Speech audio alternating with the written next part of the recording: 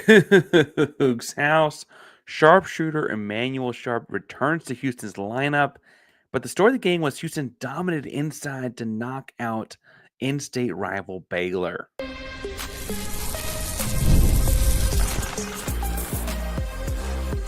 You are Locked On Coogs, your daily podcast on the Houston Cougars, part of the Locked On Podcast Network, your team every day.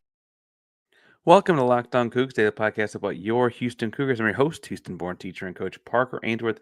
And whether you're a Houston fan or just a hater who came to step by, thank you for making Locked On Cougs your first listen after the game. If you're catching us in the audio, maybe your first listen in the morning. Whatever the case, we appreciate your listens each and every day, whenever and however you come. If you want to join the conversation below and you don't know what to say, tell us in the comment section or in the live chat or wherever you're finding us what you thought of Houston knocking out Baylor. Houston wins this one 76-65, which feels odd to say because truthfully, it wasn't even that close for most of the second half. Houston had big contributions from a bunch of different guys in this one. And frankly, as you look up and down the stat sheet, it's hard to understand like how exactly they won until you start looking at just points in this one. Houston did a bunch of great things in this game. I want to talk some about Emanuel returning and the status of some IR stuff going on, it looks like, with health and all that. I want to talk about this game as a dominant inside game for Houston against a weakened Baylor Bears team inside. And then, truthfully, I want to kind of look at what's the rest of the season as they get a little bit of a break here and what that break means for the Cougs coming up. But first and foremost, it's hard to look past, again, this game was up to a 25-point lead at one point before Baylor started waving the white flag. He started putting the subs in the second half. Man, oh man, what a dominant game. I think game ball kind of stuff, if that's where you're at, has to go to Milos Uzan. When Houston played against Duke last year in the Sweet 16, Jeremy Roach was on that team. He now plays at Baylor. And honestly, Jamal Shedd's injury loses that game. We've talked this, right? But Uzan step in and then get 12 points, 6 assists, and just lock down Jeremy Roach. Frustrated him to no end for stretches of that game. Roach had no answer for Uzan in this matchup. Really kind of relied on a lot of helping and doubling and so on. Really, really tremendous win positionally there for Houston in this one. Houston was able to really put the pressure on inside. Jojo Tugler had 6 points and 8 rebounds, one gigantic block. Juwan Roberts had his own 3 rebounds and 10 points. He's limited with the foul trouble in this game, but when he was out there, he was a force as well. Javier Francis had as an impactful a 4 and 3 stat line as I've ever seen. His presence deterred a lot of shots to the rim, had guys turning away. And I think what's interesting here is that, like, you got to see Houston kind of outsize a team for the first time we've seen in quite some time. Houston's kind of gotten to where they typically play a little small, use a little speed and aggression, make up for it, right? You'd rather be small and fast than big and slow in most cases in basketball, frankly, in sport, right? Speed kills. But ultimately, Houston got to do both sides of it in this one. Now, Baylor shot the ball better from 3. Baylor shot the ball better from the field. The deal in this one was Houston forcing turnovers all over the place, as well as dominating on the inside once they got the ball back. So I kind of want to talk about that in 2 different bits here. I got some comments coming in too, and so start throwing those in. We'll get to those as we go throughout the show here live in a post-game reaction show to Houston knocking out the Baylor Bears. Houston was doing such aggressive things defensively that some of Baylor's points in the late second half almost came as like exploiting that aggression, right? Where they're double teaming, tagging the roller, and then also jumping the passing lane. Carrera gets beat backdoor for a Norchad Omier dunk because he's trying to both play the passing lane as a tag roller guy and kind of getting stuck there. I mean, really, really aggressive schematics there down the stretch as far as what they wanted to do in defensive coverages on that half the floor in Fertitta Center. They forced 15 turnovers out of Baylor, got 28 of their 76 points. That's, I'm not a math teacher, I'm a history teacher, not a math teacher. That's more than a third of their points directly off of those turnovers from Baylor. Really, really, you saw that happen in a lot of kick aheads. But the other thing is that Houston was great in their secondary breaks off of that. That's why their fast break points are only at 7. What that means is they get the turnover and force it down, and maybe the first initial action on the break isn't right there, but the second reaction to it is. Other part of this too is Houston had 9 offensive rebounds that all turned into points, or all but one of those offensive rebounds turned directly into points. One of them turned into another offensive rebound.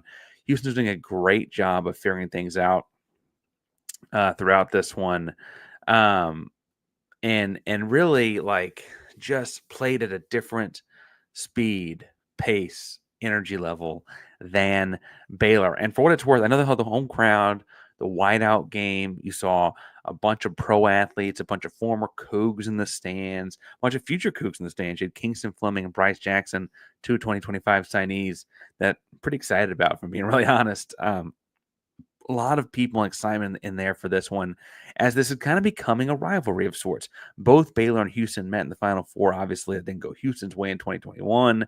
Last year's game was intense. You had the LJ Cryer element with the transfer in this one.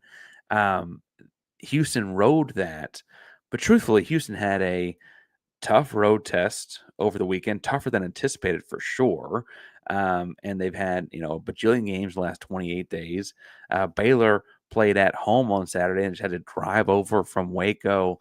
I would have thought Baylor had less tired legs in this one, but them only being able to go to 7 guys really made a difference.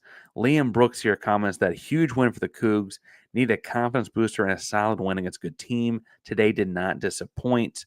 Got a couple guys here asking about Terrance, and so I got both Lance Crowell saying that good win. Any concern about Terrance's hobble? Walter Williamson about what to make of that hobble. It looked like to me he got tangled up under the basket, kind of a come down on somebody's ankle kind of a thing, which happens a lot in basketball, obviously. And at the time, it was a 22-point lead. And I think that really had more to do with Terrance, not getting back in the game. And I also think what's worth, that's kind of why LJ came out when he did, and Sharp didn't start the second half because he wanted to get some more work done on his ankle and stuff like that. I think a lot of these guys are battling stuff. And so I don't want to make light of what Arceneaux is going through, any of that kind of stuff, or LJ and his right pinky or anything like that. But I do think that we're also going to see them in these vulnerable moments when they're coming to the bench after building up a 20-point lead. They're probably going to show those signs of wear and tear, right? That's just the way things go. I think it's fairly natural for any of these guys right now across the board here. Those injuries, those I don't want to say injuries, they're not sitting with them, but those dings, they hurt Houston at times, but they didn't hurt Houston's speed. They didn't hurt Houston's aggression. Malik Wilson able to come off the bench and do some the same kind of stuff defensively as well. Really, really impressive outing across the board on the defensive side of the basketball court in this one. Offensively, Houston's able to dominate in points in the paint, and really demonstrably the way they were setting things up. It was such an intentional focus in this one. They were going to go at Norchad Omier as the lone big man with minutes under his resume for Baylor. Omier had a decent offensive day, had 19 points. Houston held him just 5 rebounds. The guy's averaging a double-double, so that's something worth keeping in mind there. But they went at him, got him in foul trouble, put him in bad positions, and he had no blocks. And so I want to talk about that offensive output inside the lane. I also want to talk about more comments as they're coming in.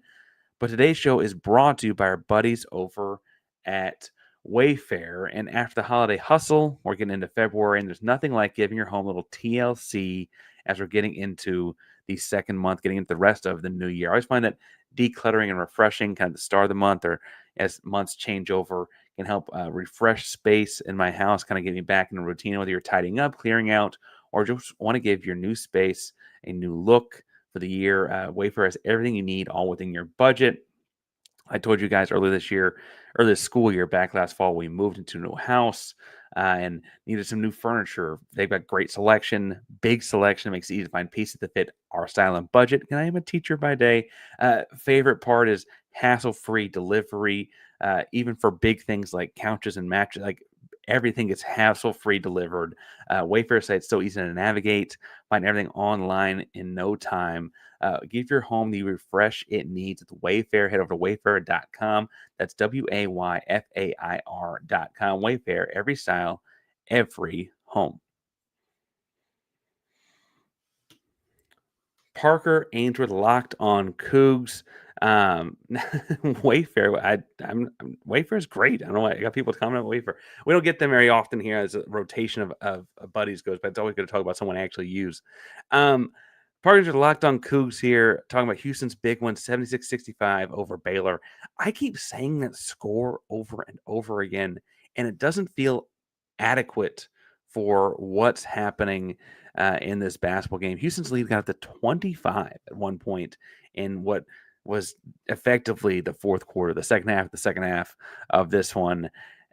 The fact that it got down to 11 once the subs were in, I guess, is a testament to Baylor not giving up. They also only played 7 guys, so maybe that's the trick there. Houston dominated inside in this game. We mentioned Milos Uzan had great offensive output as Walter tabs in here. He also had no turnovers, got great aggression out of him, attacking the rim. But a lot of whether it was he or Terrance or LJ or Malik, a lot of those guys driving were getting great open lanes because of the battling being done by Roberts and Tugler and Francis fighting for position. Those guys did a great job of clearing out space along the baselines and down the pipe for them to come into the lane and finish around the rim. Nearly, every single one of these half-court sets had some sort of a moment where they drove like that. And if Baylor would collapse, they'd spit it out for 3. If Baylor wouldn't, they'd finish at the rim. Really a great offensive game plan to attack a team that is so thin up front, right? Norchad Omier is a guy that gave Houston nightmares in the Sweet 16 a couple years ago, and he's really the only true big that Baylor could roll with. They had Jalen Celestine. I don't know how to pronounce the guy's last name. He's good, but he's not really a big guy, so we kind of got put out of position in that one. Try to play VJ Edgecombe down there. It's not really his job either. Sounds like in their injury report coming out of Saturday, they must have found out yesterday that the big guy, Winigale, he must be out for the year. And frankly, really, really impressive that Houston adapted and found ways to take advantage of that. Now, obviously, once they found it was working, Sampson's an if it ain't broke, don't fix it kind of guy. And they're just going to attack it till Baylor finds a way to fix it. And they couldn't. Every time Baylor had an option for it, okay, we're going to cut off the drive. Well, that means you're bringing over a second defender. That means this 3 is no open. Okay, now we're not going to bring it from there. We're going to bring it from the post guy. Well, now that means the post guy is open. Like all these guys, there was just no way they could cut it off. The 32 points in the paint for Houston again, it's not quite half, but it certainly feels like a lot of Houston's points, especially factoring that 12 is Houston 76 from the free throw line. Points in the paint will certainly make up the half of the other of the field goal worth of points in this one. Just an incredible effort down low. I particularly thought it was fun to watch Jawan Roberts go at Norchad Omier in this one. Roberts finished with 10 points. Again, he had, less minutes than normal with the 4 fouls. But he still finished at 30 minutes, I guess. So it's just what didn't finish. It just felt like less than normal because he's been playing like 38 in close games. But it felt like every time he got the ball in the painted area or in the top of the key area, he did something right or did something well. It just continues to be this team that can ride his shoulders and let him carry them to victory. His assist backdoor, that play was so pretty when he hit Terrance on that. So Houston was running a dribble handoff action, kind of a quasi horn set. We have 2 posts up top, and then you had the 2 shooters in the corners theoretically. They give it into Juwan Roberts, one of the two posts up top. And then Milos and the other post, I believe it was Jojo, are going to go set a screen for Cryer coming off. And instead of flipping it to them, he like whips around and just has a backdoor cut to Arceneaux. Boom. And it was just so like it looked like they'd run that between the two of them 1,000 times. I'm not saying it wasn't some sort of a call that's an option, but very clearly just a read that Roberts had. He's like, hey, everyone's on this side of the floor to cut off me driving and LJ coming off this. There ain't nobody at the rim. He turned around and Terrance was just full speed ahead. It was a great just snap reaction of Juwan Roberts in that one. He had other moments too. I don't mean to say that there weren't other nice plays out of him. I thought he had another assist. Maybe they called it too many dribbles when he flipped it ahead in transition. But he's really, really, really had a tremendous impact on this game, but on the entire Big 12 season. I know Milos is probably most people's player of the game tonight, and I think he's what I give it to too. And I got to look back at things in a second after this wraps up. I think Milos is probably my player of the game tonight too. But man, Juwan Roberts is really making a strong push for Big 12 Player of the Year, Big 12 first team, all that, everything. If Houston wins this conference, I don't know how you don't give it to Juwan Roberts. They seem to be riding those coattails to victory over and over and over again. Now, with the focus on the inside guys, it's easy to just like kind of gloss past that Emanuel Sharp came back after a week off and was 3-7 from 3. LJ Cryer with the bum pinky goes 4 of 7 from 3. And those two guys being a combined 7 of 14 from 3 really changes the geometry of this team. Again, I'm a history teacher and a math teacher, but you've got to stick to them outside. And when they're both on the floor at the same time, that means the other three guys have so much space operating in everything that they do. You can't double off them to come down and double the post player. You can't help off them to play a backside tag the roll over the pick and roll. You can't do things defensively that a sound defense would do just because Cryer and Sharp are on the court. And I didn't even know that Matt chimes in here with kind of the exact same thing. The team's a much better team offensively when Sharp is playing, he says. And it was really interesting to see how much of the lane, again, Houston dominated the paint in this game, right? 10 of 24 from 3 is good, but the truth is most of their points came from inside. That's in large part, right, because of the effect of having Emanuel Sharp and LJ Cryer on the court at the same time for the first time in a long time healthy. And I just like when things are clicking and humming. I know Baylor is not the Baylor of old. This is not their best year. They've got a tremendous freshman and some big time transfers, but they keep getting hurt on the road. They can't seem to find wins. I'm not trying to say like this was a Final Four caliber Baylor team or anything like that. But when Houston was rolling before they took their foot off the gas to kind of ease up and put subs in, they really were dominating this matchup, up 25 at 1 point in the late second half. Just an impressive effort across the board there. Now, I will say the job is not done. Houston's 12-1 in conference and has somehow 7 conference games left to go in the regular season. This is their season that just does not end. The 20 conference games. First of all, they have to admit that 20 conference games is a mistake when they're not doing it again next season. We're going back to 18 next season, but things do not get easier for Houston. Or things do not get easy for Houston, but I think they might get easier. One sec, let's talk about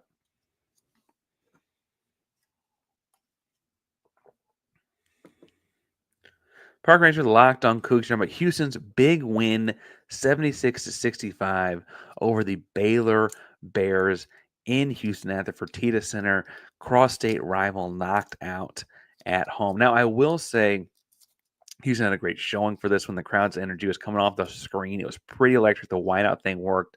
A lot of celebrities. Coog alums, future Cougs, the whole nine. They're in the building to watch Houston knock out Baylor. And what this essentially does for Houston is it sets up a de facto mid-season Big 12 championship game with Houston and Arizona. I say de facto because I guess we're assuming that Arizona is going to play and beat Kansas State on Tuesday. That's their job to do tomorrow night. If that's the case, both Houston and Arizona will enter the game 12-1 in conference play. However, that game goes tomorrow, both teams will show up 1-2 in the Big 12 next Saturday as Houston plays Arizona and what I believe is like a really late game. At least it was initially. Is that being moved? It might be getting moved for TV time. This is the kind of game where like you're going to for sure see like college game day kind of inklings and that kind of stuff. This is a big deal. This is 1 versus 2, and no matter what happens, it'd just be nice if both teams are 12-1 going in. But this is 1 versus 2, no matter what happens in the current Big 12. Just over halfway through conference play, it's really as good a mid-conference game as you could imagine. These are two teams that both competing to put the Big 12 back into the Final Four conversation. And frankly, Arizona may be looking to get this whenever Houston get back in the top 6, 7, 8 kind of conversation as well. Houston's got to go there, unfortunately, and it's not the kind of thing where you get a home and home. The way this Big 12 schedule works is you don't get to do that with everybody. So you got to go take your one shot at Arizona in their place, not unlike when Houston had to go into Baylor a year ago and what ended up being a great overtime game. Houston was up big in that game. Second half comeback, it was in Waco. Forced overtime. We thought that Jamal had actually won that game regulation. He didn't. They won it in overtime instead. That's the kind of situation I think we're looking at here at Arizona this weekend. It's going to be a great game, great atmosphere. I'm looking like it might be moved for TV time to more of an afternoon game, which is great. Makes it not a late night. What I will say, though, as I am looking at this, is the best part about Houston playing Arizona on Saturday is that it's on freaking Saturday. Today is Monday. Houston played at home. They will undoubtedly get time to rest, time to recover, time to get off of the sore ankles, to ice the sore hands, to get ready to go to another rock fight. This team has been battling. I mean, you had Tech, Oklahoma State, and Colorado both on the last, how many, 8 days. You had, before Tech, you had at Kansas, at West Virginia. Utah game got moved, so you lost an off day. You had a tight one at UCF. A couple road trips before that in conference play. This has been a rough conference slate from a pure scheduling perspective. Houston really has to breathe for a second, take their time to get healthy, as healthy as you can at this point. This year's conference schedule means that no one has a bye week and no one has a 1-game week. This stretch from you go from Big Monday at home to a Saturday game on the road is kind of the most days off you can realistically get. Houston needs to soak them up, take advantage of every bit of this. I got people chiming in here. I think they're talking about Arizona State and Kansas State. Don't know what a Wildcat is. We played one type of Wildcat so far, but not this type of Wildcat, I guess. A bunch of Wildcats out there. Kansas State game, Arizona is no easy game for Arizona. No, it'd be nice if Arizona won that, but even if Arizona loses, it's still 1 versus 2 in the conference because they're up by more than a game. Kansas State beat Iowa State at Iowa State. Kansas State's kind of had a weird season. They had a bad start to the year, all these transfers. They might be finally clicking now. We'll see. I don't think I worry about Houston with them. Houston wouldn't see them to the conference tournament anyway at this point. They have won 6 or 7 straight, as Calvin here points out. Talking about other Big 12 things. In the last game since the Tech loss, Liam points out that they looked tired as a team, and Sampson seemed to back this up. 20 games is brutal for teams. Again, it's so brutal they're not doing it again. There's just not many times where people will forfeit TV dollars like Big 12 games on TV. That's clearly indicative of how much this is hurting the product. Everyone's doing it. I don't mean to say that Houston's the only one doing it, but I think it's very clear that the injuries piling up for Baylor. Kansas State getting to run through some people. Texas Tech's had a couple questionable losses. Houston themselves, right? Like people are seeing this impact across the conference in a way that might make them March ready if you can survive it, but it's really easier said than done. And we'll see. We'll see what March is like when we get there. I don't mean to get ahead of ourselves. Other thing about this big Baylor win, as far as looking ahead goes, is you go to Arizona Saturday, you're back at Arizona State a couple days later. I don't think, I got no insight here. This is just reading between lines. I don't think Houston will come back to Houston before going back out to Arizona. I think they'll just stay out in the desert state out there. But then you come back from Arizona State and you have to host Iowa State and then go to Lubbock. Woof. Like that is a rough couple games, guys. You need to get your rest now because there's no rest for the weary down that stretch. Cincinnati's no slouch. You got to host them to start March. You get to host Kansas, which is nice because you beat them once and they're a worse road team than home team, but they're looking for revenge for sure. And then you got to go play that Baylor team at their place to wrap up the season. And I'm telling you, folks, that's a much better team at home than they are on the road. And it's a really good coach. And Baylor may need that win, frankly, in the worst kind of way. This schedule is nuts. I don't look. Houston's 12-1 in conference, 20-4 overall. I just don't think there's any way the team that wins this conference has less than 3 losses. And I don't mean that to scare people, and I don't mean that to like get pessimistic and down. I think the winner of this conference still has 3, maybe even 4 losses. And so when Houston undoubtedly drops one that people feel like they shouldn't drop because people think Houston should win every game. And frankly, I talk myself into Houston winning every game. I totally get it. The sky is not going to have fallen because of it. This team is really good. I cannot believe we're sitting here at 12-1 and just dominated a Baylor team like that at home. In Houston, I should say, at home. And whew, man, oh man, the future's bright. I don't mean to say that it's like, whatever, like it's, doom and gloom because there's going to be loss on the horizon. I just don't know how you go through this stretch without taking any more losses. I mean, frankly, if you don't have another loss between now and Baylor, then suddenly you're looking at Baylor like we have nothing to play for. Let's rest our guys for the tournament. Honestly, like you'll have such a big lead in the conference at that point that you might take one just because you play Mercy for 38 minutes. I don't know what you do at that point, right? Man, Big 12 basketball is a ton of fun, folks. Big 12 freaking basketball. Look, we'll be breaking this one down throughout the week. We got spring football stuff coming up. Big 12 conference is underway. All kinds of things at Locked On Coogs here each and every day.